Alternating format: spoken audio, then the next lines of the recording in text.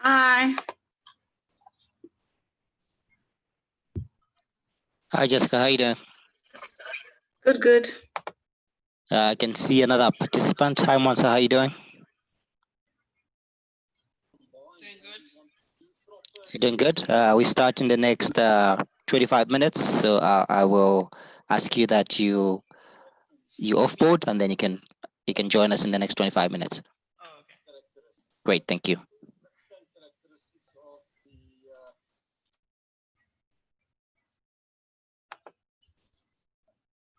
Hey, Jessica. Hello. Okay, so this guy has dropped off. Turn on your video. That's what I'm trying to do. I think I turned on my camera earlier on. I was trying something. So let me just check if it's on. Okay. If I turned it off. Okay.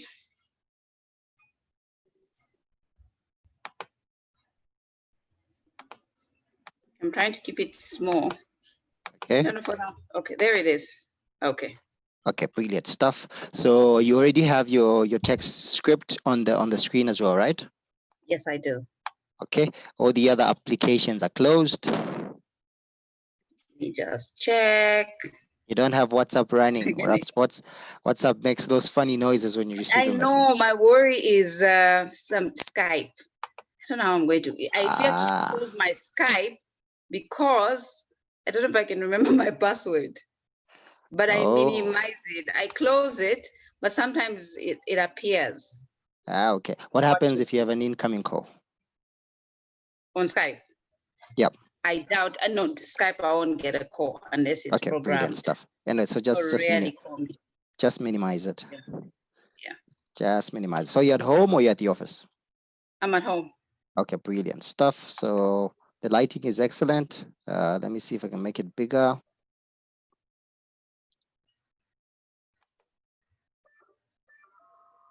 I need to stop sharing.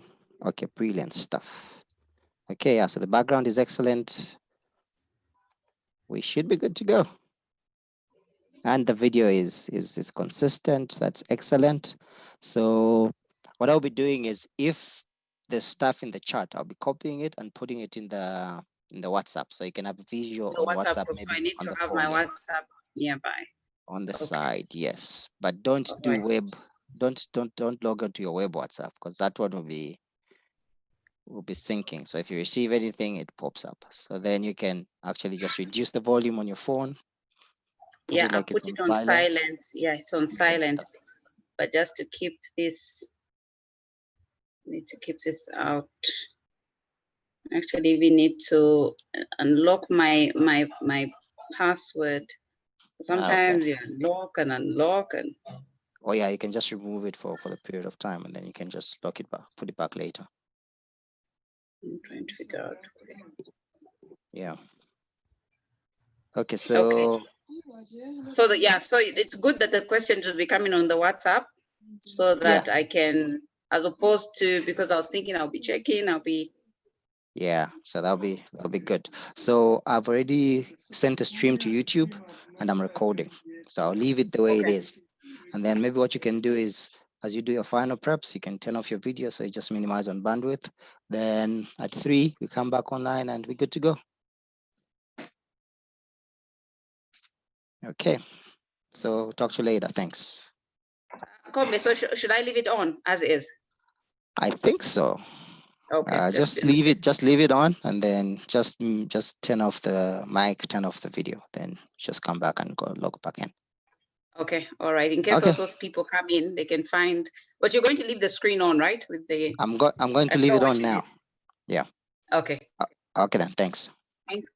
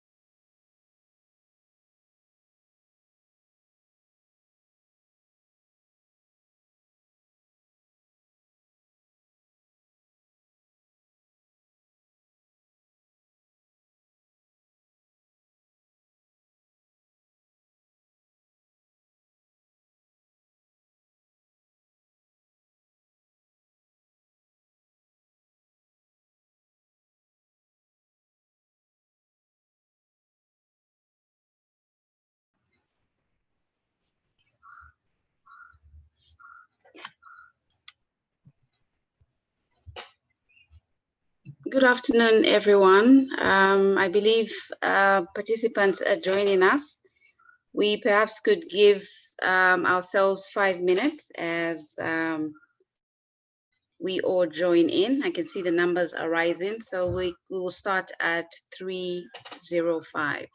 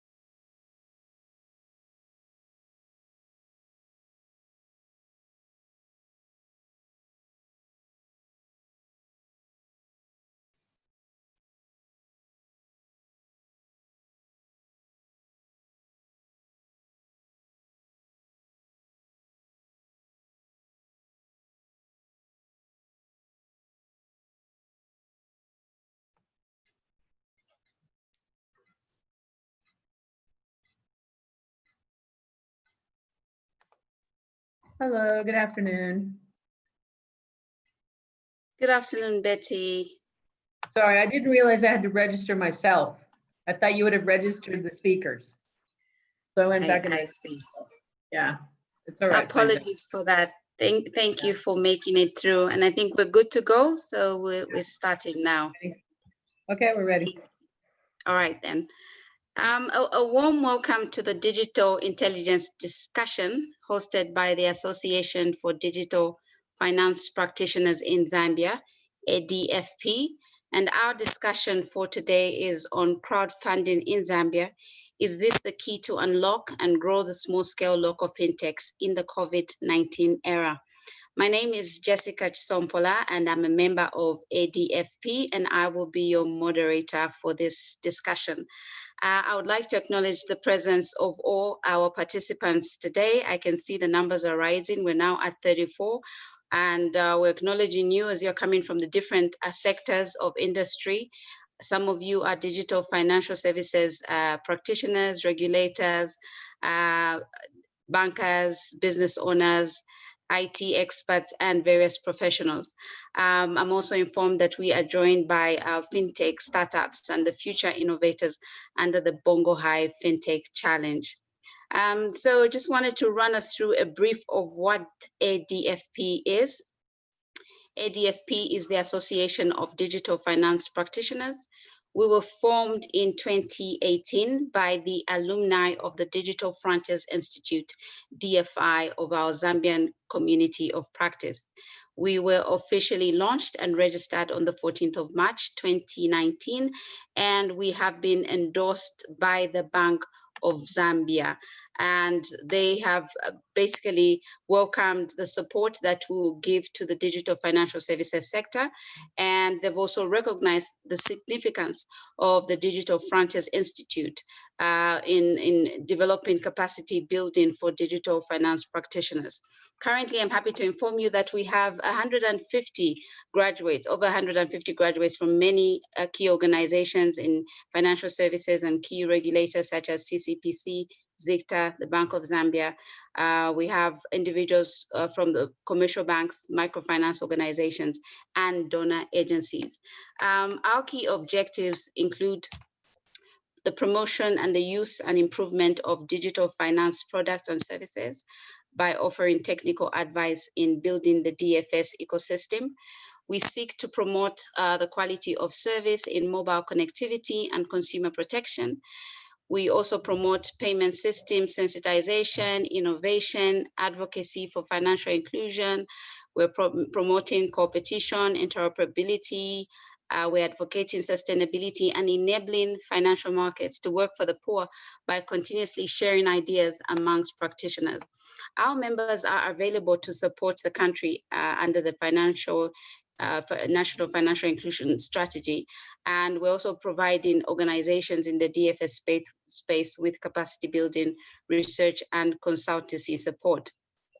I'm also happy to inform all of you participants that ADFP has also contributed by providing digital financial services experts who've been instrumental in guiding the fintech startups under the Bongo High Fintech Challenge supported by FSD. So as I end, we are extending an invitation to non-practitioners who may have interest and are keen to learn. And so for more details on how to join ADFP, I would request you to post your details in the chat section, and our team will be able to contact you after the meeting. So in terms of housekeeping rules, firstly, I would like you to mute your microphones to avoid any background noise. You'll only be required to unmute when you're asking a question. If for some reason you are experiencing connectivity challenges, we would request that you switch off your video. And lastly, you are free to post any questions that you may have during the discussion, or you can also ask during the plenary session that will take place after our panel discussion. Once again, ladies and gentlemen, thank you for joining us, and we hope that this will be a valuable use of your time. Today, we're privileged to be joined by a panel that will be discussing the topic at hand, which is crowdfunding in Zambia. Is this the key to unlock and grow the small-scale local fintechs in the COVID-19 era? I'm happy to introduce our first panelist. You already heard her voice earlier. Her name is Betty Wilkinson. She's the Chief Executive Officer of FSD Zambia. Betty has over 30 years of professional experience. She's been an entrepreneur, banker, leading multilateral bank manager, field researcher, policy advisor, developing country government senior official, and also a volunteer. Betty engages globally with ministers, central bank governors, industry representatives, and leaders of development agencies.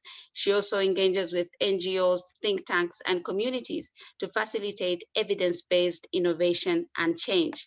Today, Betty is using her knowledge, her experience, and networks to enable pro-poor inclusive growth, using participatory, innovative styles to engage key champions of reform, develop and manage successful teams, and also ensure sustainable results. Betty, you are welcome. Our second panelist is Simunza Muyangana. He is the co-founder and director of entrepreneurship at Bongo Hive. Simunza leads support for entrepreneurs at Bongo Hive, which is Lusaka's first innovation and technology hub that provides a range of startup and tech programs, workshops, and events, all focused on making Zambia Africa's next hotbed of innovation. Bongo Hive's entrepreneur support programs include a pre-accelerator bootcamp, a sector-agnostic accelerator, and short-focused masterclasses. In 2016 and 2017, Bongo Hive worked with more than 470 startups and SMEs throughout its various programs. And we know that since 2019, Bongo Hive supports the growth of early stage ventures through a seed capital impact fund targeted at Southern African startups. Might I add that tomorrow Simunza will be hosting the grand finale of the Bongo Hive Fintech Challenge with the courtesy of FSD Zambia. And so we'll then begin our questions. It has been a mouthful, but I hope you are ready to delve into our discussion for the day. Simunza and Betty, you are welcome. Would like to hear your voices just to make sure you're here.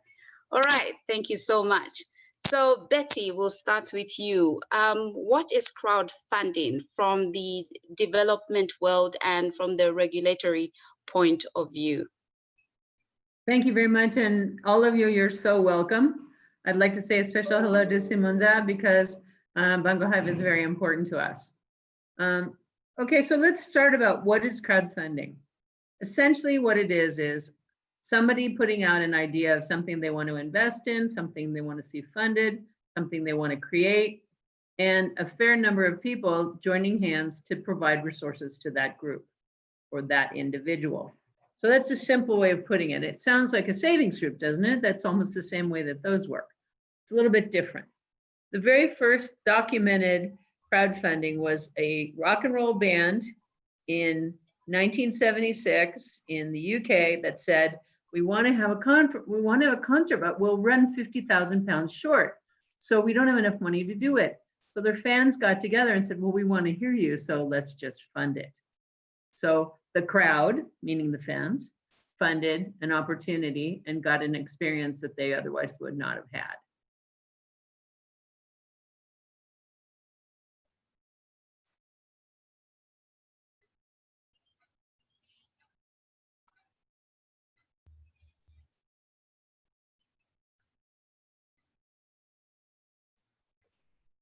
Betty?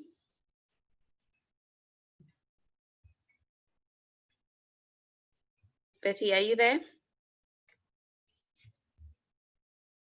Simunza, perhaps you could also, are you there, Simunza?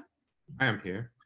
Oh, great. All right. So perhaps from the fintech and entrepreneurial perspective, how would you define or explain what crowdfunding is? I'm sure Betty will join us and tell us the evolution and history from her perspective. Over to you, Simunza. Thank you very much, Jessica. So yes, I'm keen to get to Betty's comeback because she would definitely do justice with regards to explaining what crowdfunding is from a developmental point of view, way much better than I can.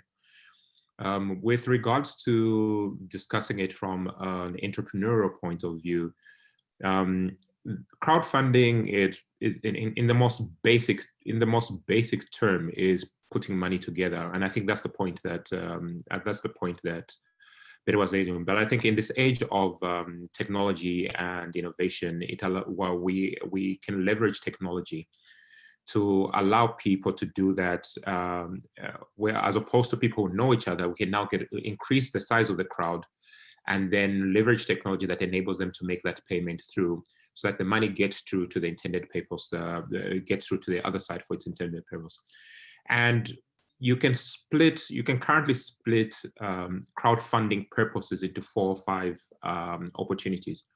Donation-based crowdfunding like Thunder Fund or GoFundMe, where if there's a cause that people believe in or people want to support, or a cause that arises that people want to contribute to, they can pool money together and then contribute towards that cause. So we've seen cases where people are putting money together to support somebody who needs to pay for medical expenses, or we've seen cases where somebody needs to go to school and then people, even strangers, contribute towards that, or even other larger causes that that might require donations.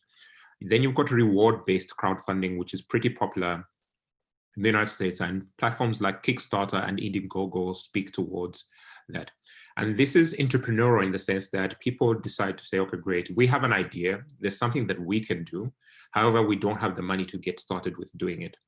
And we're not necessarily giving you shares in our company, and we're not necessarily asking you to buy the thing ahead of us because we're trying it. So Kickstarter is a great place where people have found ways to trial new products by launching them on Kickstarter, and then people contribute the money that is required to do that.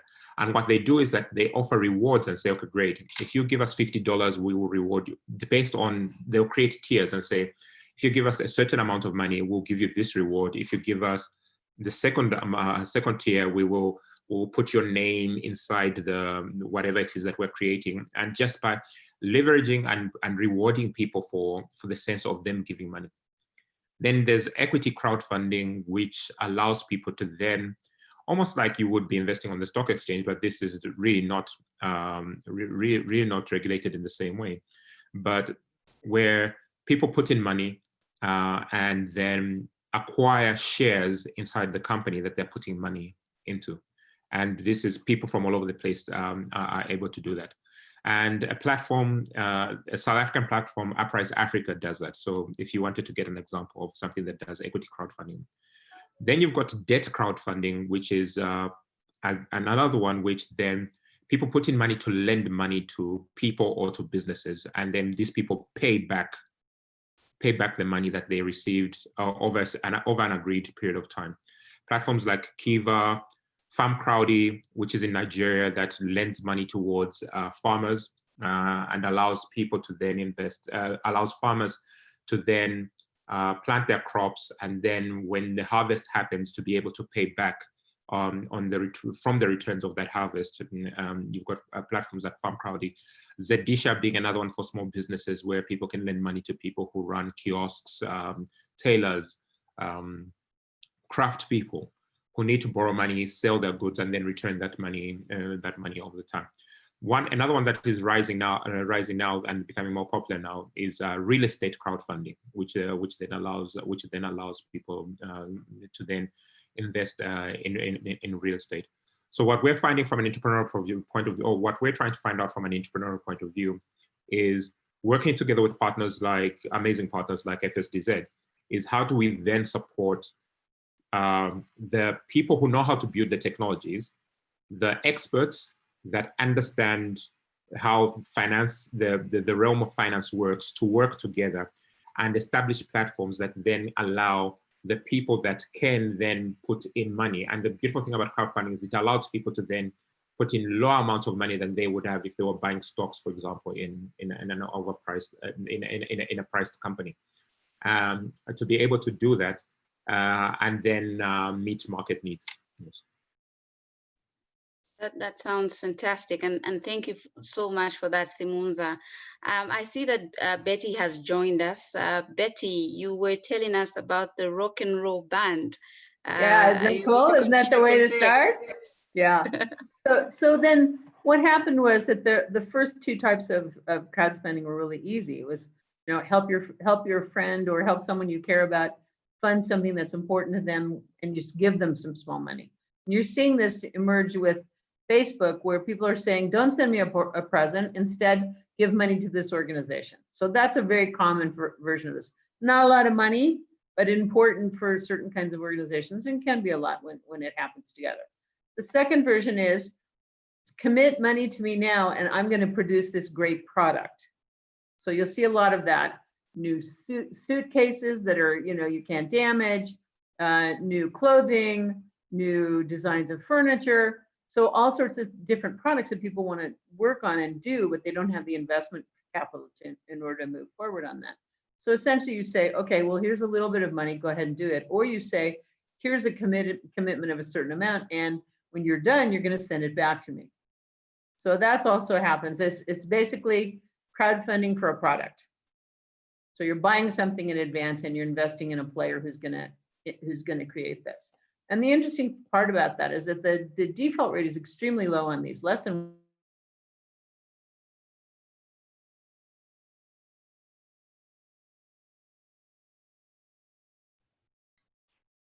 It looks like Betty is having challenges, and I suppose we'll pick it up. Betty, can you hear us?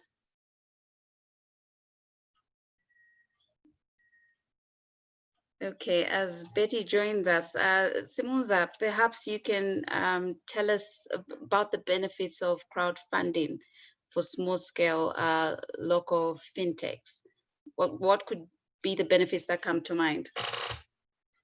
So I think there are two angles to it. If you look at it from the supply and the demand side, from the supply side, crowdfunding is really just a platform.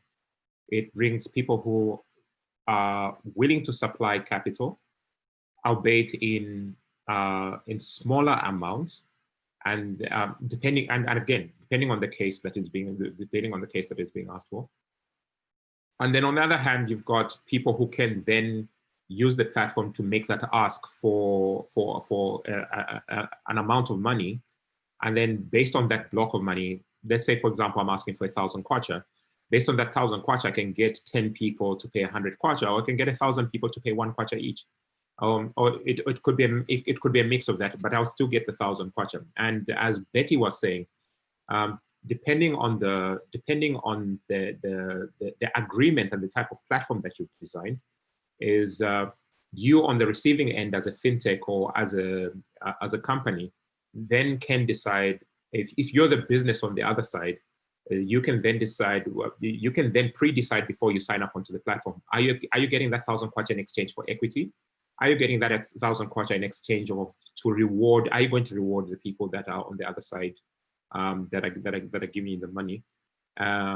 Or are you going to pay them back on debt? And these are all before you even ask for the money.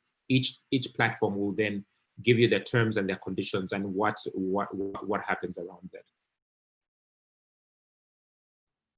All right. So aside from the benefits, I think Betty's back. Is Betty back? And there's one more Yes. kind that we haven't talked about it, and that's probably the most important, and that's equity crowdfunding. So now what's happened is that companies are emerging that are as platforms that say, well, we don't have any individual company that wants to invest in you because you're too small or you're too hard to find out about or whatever. But there might be a set of companies or set of individuals that are willing to put together money in order to invest in you, and they become the new angel investor. So this actually requires a little bit of regulation. It's a little bit more complicated, but it has been exploding in these places like the United States, where this year there was over 1.2 billion in this type of investing going on. And so what it means is people who get together to invest together, and they invest together in businesses and companies just like yours. So usually there's a platform, just like Simunza was explaining.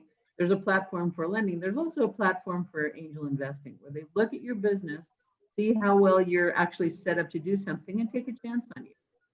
So this is it's quite interesting, and it is starting to emerge here. And an example of this type of equity investing is there are now 2 companies in Zambia that have set up with equity investing from a platform for ownership and management of cattle. So there's a 32-year-old woman who has set up a cattle farm, and she set it up on crowdfunding, where you buy a cow, and in 4 years you get 2 cows back, or the equivalent in value. And the way that the investment is insured, not only is she a reasonably good manager, but she also has insurance on those cows. So if they die or if they disappear, then the buyer gets his or her investment back. This is an interesting model. It's occurring in Southern Province. There's 2 or 3 other companies that are thinking to start in a quite similar approach. So isn't that interesting, the approach of, the asset's already there. A little harder with fintechs because you don't really have a physical asset in the same way. It's an interesting model, and it's growing fast all over the world. That sounds good. I think I have been to one of these cattle sites, and I had no idea that it actually involved crowdfunding. Now, the question that I have is, obviously there's the good side, and there's also the downside of crowdfunding. And I'm speaking from the global perspective. What risk could be associated with crowdfunding?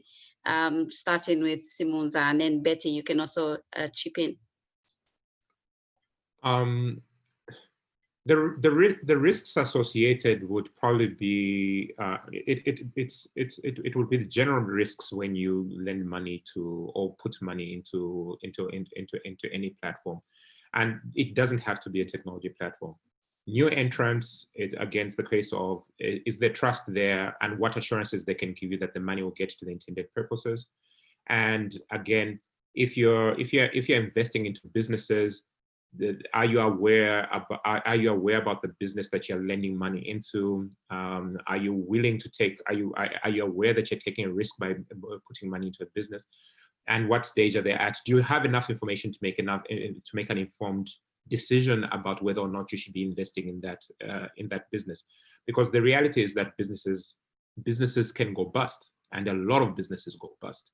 So it's have you made the decision to carry out your due diligence on the businesses that you're putting in? And so does the platform do that for you? So if you look at Uprise Africa, they do a certain level of due diligence before they allow companies to get onto that.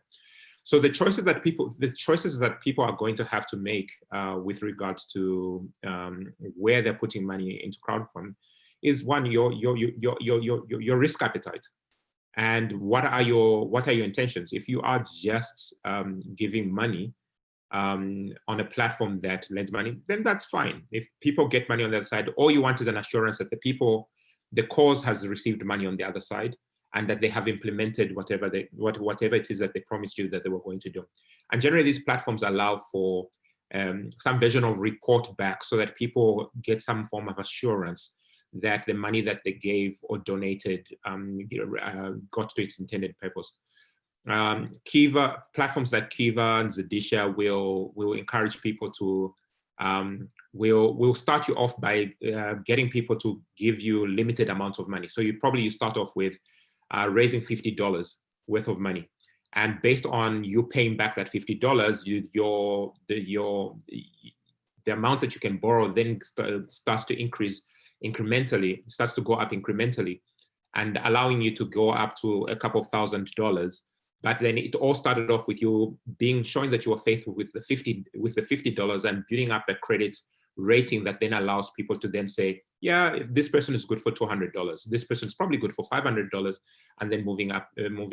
So those are all things that entrepreneurs, if you're building a crowdfunding platform, those are all things that you have to then take into consideration with regards to the jobs to be done by the people that are supplying the money. What gives them the comfort to realize that the money that they're putting in actually goes into the intended purposes for which they put the money in. Yeah. Thank you, Simunza. Yeah. Betty, do you have any comments around that? Well, Simunza is absolutely right. I mean, the key here is trust. As with everything in microfinance and everything in finance generally, can you trust? Can you trust to lend? Can you trust to borrow? Can you trust to invest? Can you entrust that the investee will actually deliver on the promise? So a lot of this is doing things like, if you are a fintech and you want money from this source, make yourself legitimate. So how do you make yourself legitimate? You make sure that somebody's helping with your accounts so that they can be independently validated. You register your business. You do you demonstrate a small thing, a small something that shows that you can actually deliver on the promise. And that's the key. Thank you for that, Betty and Simunza. With regards to the practicality, Betty, you've already kickstarted the cattle program that is going on. And maybe if you have any more examples, Simunza, as well, where crowdfunding has worked and what are some of the key learnings that we've had in Zambia? Yes, platforms like Cattle, I'm fascinated by platforms like Cattle Wealth Management. I think that's the genius of, I think that's the genius of somebody thinking about people investing in something they understand. I think we understanding cows and the number of cows you're going to get after a certain period of time. And the fact that they've done their homework, whoever the people behind platforms like Cattle Wealth Management certainly did their homework, applying the insurance towards it so that you have an assurance to say, if something happens to my cow, at least the cow is insured. My money to a certain extent is safe. And I think there's opportunity for more platforms like that if you can get the assurances of like, okay, great. If you back a certain farmer with a certain size of land as the rain season comes up, depending on the crops, and you are assured of, for example, a market on the other side that makes sure that all that crop will be sold, there's opportunity for platforms to be built that are like Farm Crowdy, which is in Nigeria, to be then built to then address the opportunity in farming. I forget the platform that was used, but there's a company that does Onyx. Onyx was one of the companies that recently raised. That was late last year. That recently raised, but they didn't raise in Zambia. It was trialed in on I think it was a British platform. Then came back backed by Zambians investing for equity inside equity. And if those of you don't know, Onyx bicycles, they've got bicycles that they can lend out. People can rent out for the day in mass market areas. And Onyx, and there's a technology that can be used to then monitor the bikes, and an app that can be used to be able to do that. And part of the money that went into that was money that they raised through crowdfunding. So there are vast opportunities that we can build for, but also consider to make these platforms viable is that you've also got to look at what's the market opportunity and the market size. So we encourage people when they think about these platforms is don't limit yourselves to, don't hesitate to use Zambia as a platform for stringing out, like build in Zambia, test it in Zambia, but also open yourselves up to the possibility of seeking market and growing market to make it viable by expanding, by looking for opportunity to expand into the region. And right. I think to build on what Simon's saying in terms of, is it practical in Zambia? Yes, it's practical, but where a good place to start is in an investment where you can see the asset. For example, in the United States now, there are crowdfunding groups that are actually purchasing vehicles together. And then they do vehicle share in the same way you're talking about a bicycle share. And they use the technology to say, okay, it's parked here, you go get it, it's got this much fuel in it, this kind of thing. Harder here, but not impossible. And I think that what the key learning is okay, what are you investing in? And would you physically use it? Or is this an investment, then do you want to plant it? For example, my view is that there's a lot of opportunities for crowdfunding and long-term investments in agriculture. So if you're looking at raising hardwood, things like this, people are willing. They're willing to invest in patient capital around the world, especially if they feel that it's environmentally and ethically sound. So if you had a physical asset and you can say, see, look, here's the picture from the satellite of your crop. Then what can happen is people say, okay, I can see it, I can rely on it, it's physical, that's great. Where it will be probably a little harder is when you're starting to talk about fintech. Most people don't even understand what fintech is. So they understand the Internet of Things, which is a little bit less complicated for people generally, but it'll be harder to say, look, we're going to invest in making your life different by this. It's harder. So you have to find ways to explain it and make sure that people understand it and understand the value of it. Let me tell you, 20 years ago, people wouldn't even think that you could make billions of dollars off Facebook. That's very true, Betty. Thank you for that. Betty, again, in addressing the challenges of informal finance, we've seen that your work as FSD Zambia has focused on promoting, piloting, and scaling market-led approaches to savings group formations throughout the country. What is the difference between a savings group model and crowdfunding? Aren't they one and the same? And I know you touched on that much earlier. What is the difference between the two? So imagine that crowdfunding started on the internet. So it's technology that enabled people to communicate across villages, across countries, across the world, and talk about how they can pool their funds for a purpose, for a specific purpose. With savings groups, you pool your money together with different people, and then you agree which one of them wants to borrow for a specific purpose, and you go with that.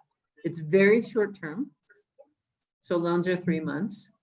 You know exactly the person who you're lending to, and you're physically present for what they're using the funds for. Whereas with crowdfunding, I might be investing in something in Latin America from Zambia. I've never seen the people who are involved in this process. Maybe I've seen a photograph of this farmer and what they're doing. But you know, if I'm in the United States and I'm saying, well, maybe I'll invest some money in Zambia, but you know, I don't know anything about Zambia. I don't even know what the capital is. So it's this kind of thing that savings groups are set up right here, right now with people you know and trust. It's easier. With crowdfunding, it's technologically based, and it reaches out beyond the people you know to people you've never even heard of. So developing that relationship, it's harder, but it's also important. If I may add to, definitely agree with Betty, and if I may add to that is, we've also got to make the consideration for when we look at products and services, we also need to make the consideration for what are the jobs to be done by the people that are using that the customers or the people that are using that that service. Hello. Sorry, Simunza, I think it looks like somebody is joining the call. Could you please unmute? I'm inside Levy by Hungry Lion there. Could you? Oh, all right. Okay, just let me know you packed or if you want to. Let me just try and mute. Kombe, could you please mute Mwenya Zulu? Oh, okay. He's just joined the call. Apologies for that, ladies and gentlemen. We're just trying to mute him. Kombe, are you able to mute Mwenya, who's currently at Levy?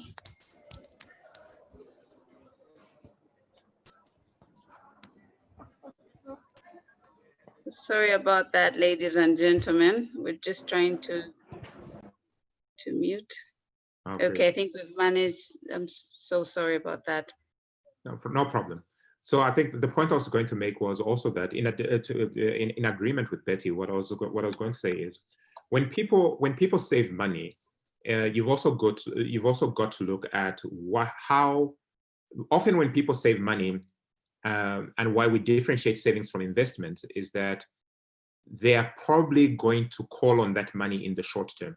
It might not be money that they're saving towards a certain goal usually, and they might be calling on that money in the short term. So they might say, I'm saving money for 3 months, I might be saving money for 6 months, I might be saving money for a year.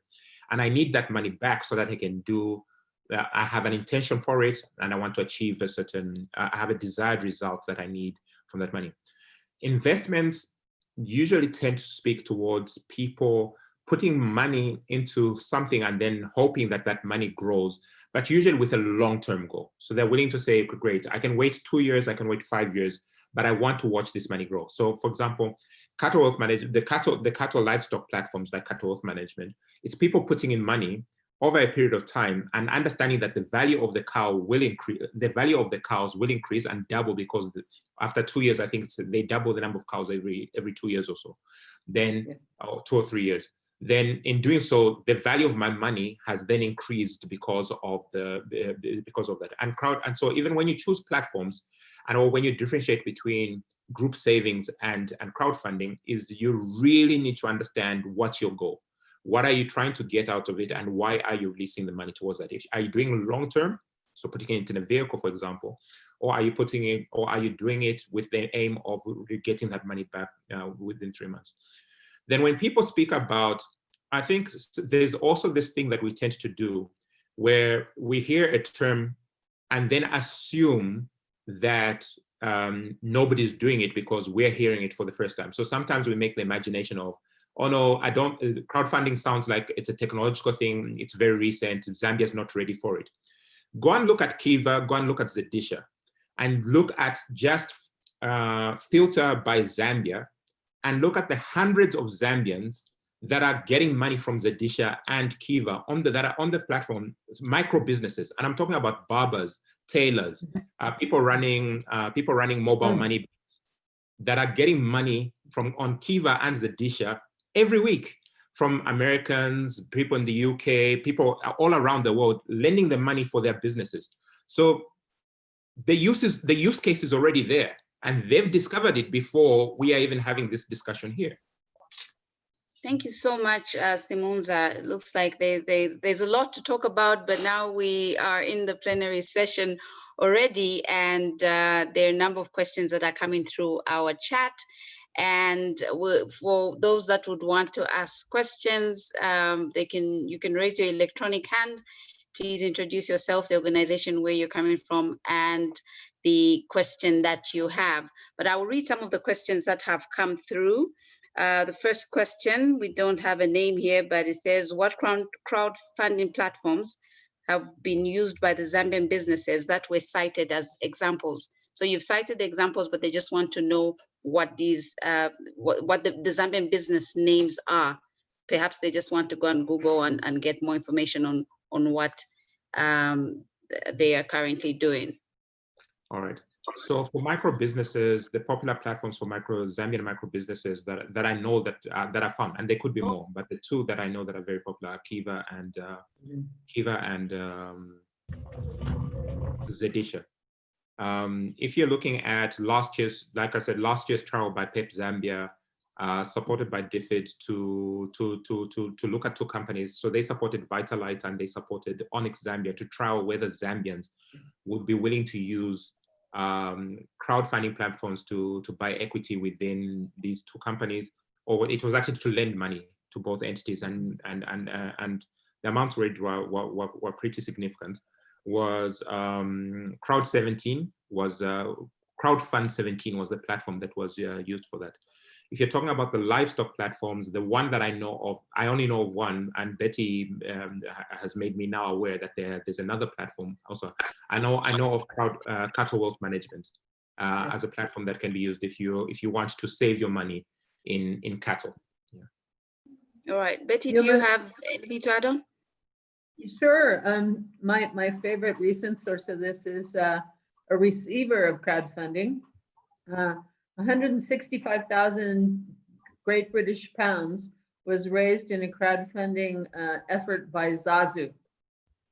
And they're going back to the market for another one. They also were able to raise some money in the market generally. So that their new card has just been issued. They're very, we've worked with them at the very beginning on data distribution to small farmers and small businesses of financial education. I'm watching Perseus with a lot of attention. Amazing. That sounds good. Another question for Simunza. The question is from Sikwala Hamwela and says, Simunza, I'm sure you're on the ground trying to create or develop these platforms. At what stage are you on in developing these platforms?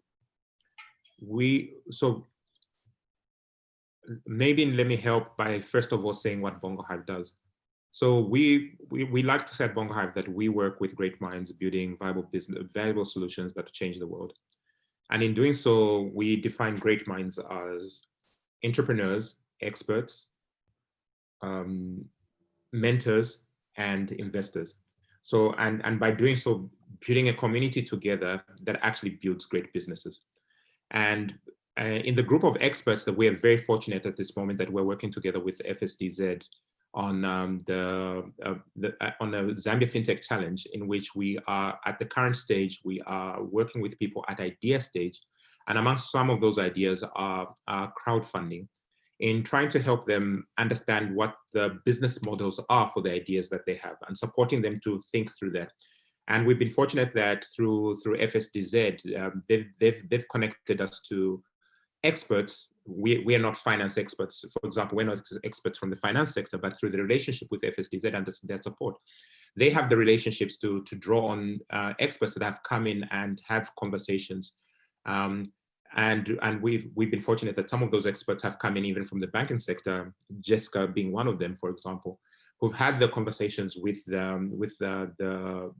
entrepreneurs, or emerging entrepreneurs rather, that we are having a conversation with.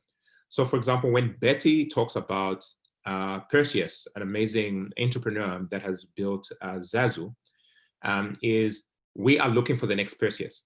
We are saying to ourselves, okay, great. Who is the Perseus that is going to build a crowdfunding platform? Who's the Perseus who's going to build an investment platform? And what support will they need right now to make sure that that can get into the market, understand the regulation around that, and then build something that you will then see on the market. Thank you, Simunza. Betty, there's a question for you. This is from Inonge, Margaret. She says, very well covered and timely conversation during this new normal. Is there appetite for crowdfunding in Zambia? That's the question. That's the question? Well, it's an Yes. easy question, actually, because in Zambia, the biggest gap we have in financing is at the beginning.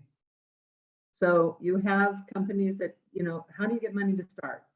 And this is a constant conversation with Simunza and everyone he talks to, and pretty much everyone I talk to too. And then there's the question of, okay, well, when you get to a certain size, how do you get more formalized investment? So at both the entry point and at what we call the missing middle, there's resources that are really needed. Now, there are a number of Zambians who are investing in their own country. Most of them invest in real estate. Real estate's not looking too good these days. And a lot of people are going to lose money and maybe their shirts off real estate investments because they thought they would rent them at high cost, and that's not happening anymore.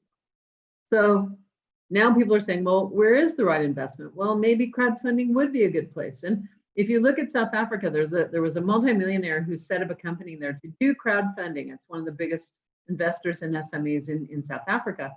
He says if you're going to invest in it, maximum should be 10% of your investment capital. Still, if you went around Zambia, there's some fairly wealthy people who might be willing to put 150,000 into this. So is there an appetite? I think so. Thanks, Betty. Simunza, there's a question for you from Charity. She says there's so many fintech startups in Zambia looking for equity. Other than this webinar, how can we bring awareness for the crowdfunding option? I think where we can start is by building good companies.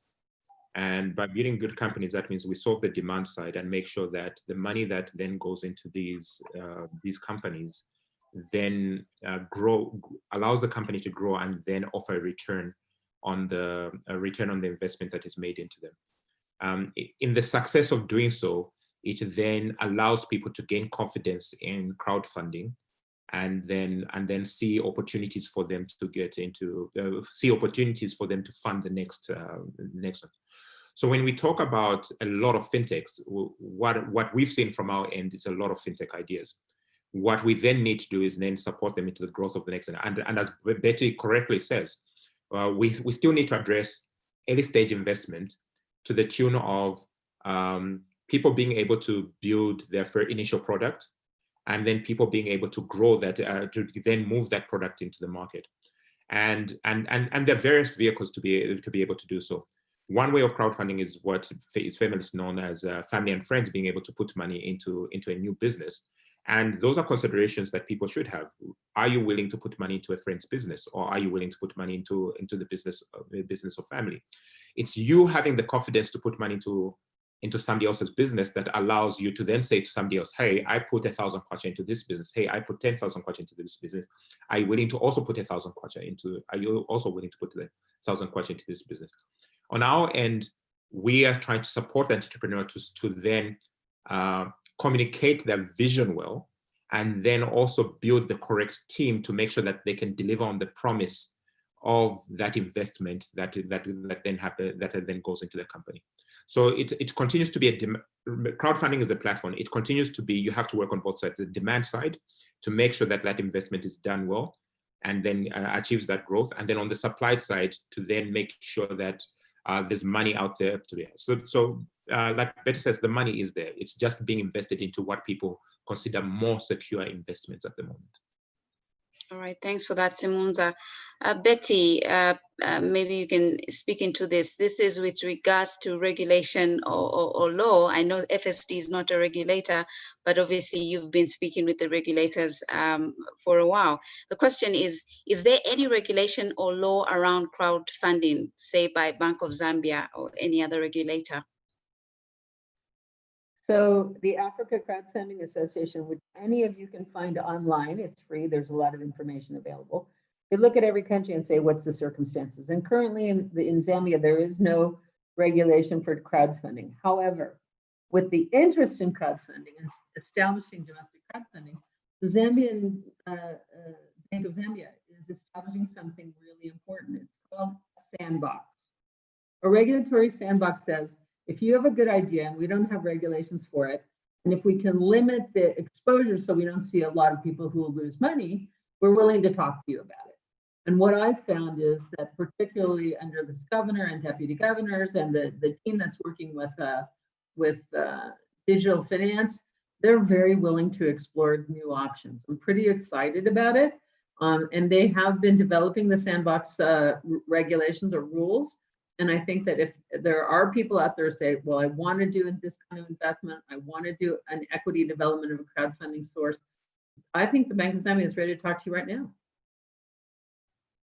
Thank you for that, Betty. I think it is gratifying to know that there are sandbox regulation or rules that have been set up. And I think for our participants, whenever you feel you want to delve into the crowdfunding space, please feel free to contact the Bank of Zambia. There's a question from Agi Kalungu Banda. She says, can we crowdfund for the COVID testing kits for areas that are struggling in the country? And I think we've heard that there is an issue. So is this something that we can do? Betty and Simone. Mm-hmm. Okay. Yeah, this is a really challenging one because it goes back to that first group of, are you willing to do something because it's right, socially right and valuable? I think in Zambia, the challenge is not necessarily so much that we can't get them there. Physically in the world, there aren't enough testing kits. So even getting them made is a challenge. I don't think it's just that we can't afford them. Getting them there, you could create a crowdfunding source and say, you know, we're crowdfunding for this purpose. Work it through CIDRs or work it through one of the large private groups that's providing a lot of these tests. You could do it. Why not? Thank you. Simone, any comments? No, I completely agree. I think that if you're going to use, I mean, I don't think if we're going to address COVID, we probably don't necessarily have to build a new platform for that, but we could take advantage of the existing platforms because of the immediate need for the finances to get to the people who would probably be underprivileged in these circumstances. And like I agree with Betty, it's which problem are we trying to solve? If it's a question about importing equipment, yes, the whole world is looking for the same equipment. Can suppliers actually meet that demand? And that needs to be solved as well. But then coming back to what can be done within Zambia and then making sure that the resources are available to make sure that, for example, is it distribution of masks or distribution of something that can actually be done at home, or there may be even subsidizing the cost of testing at places like CIDRs.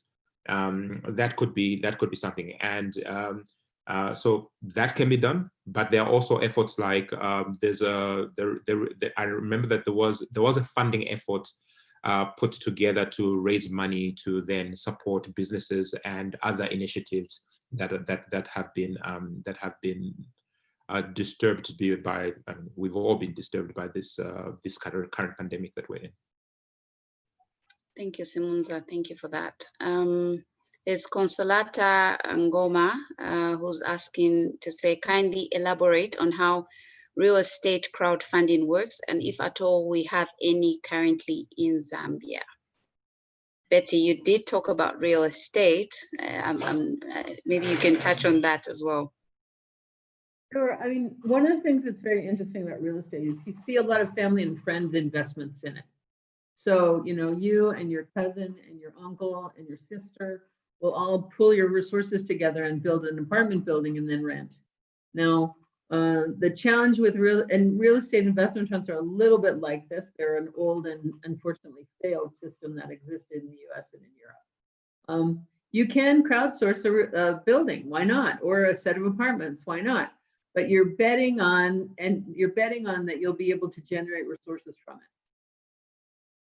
And in some economic environments you can, but historically in Zambia, there was a big rental market. Now what's happened is the nature of that rental market has really changed. So it used to be, you know, you could rent a 3-bedroom house in Woodlands for $3,000 or $4,000 a month. Great.